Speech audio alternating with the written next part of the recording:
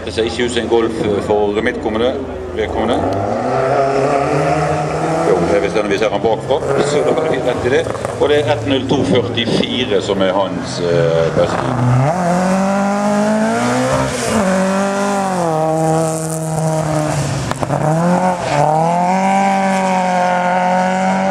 Og han passerte boden på 16 sekunder.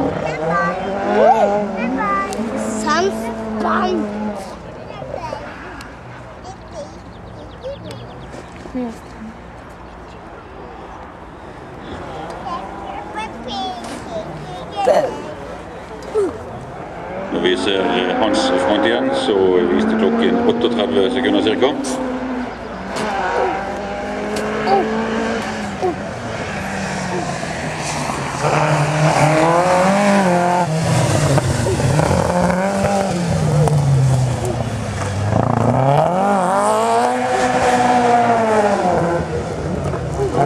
Dette kommer seg i mål på 1.01,97.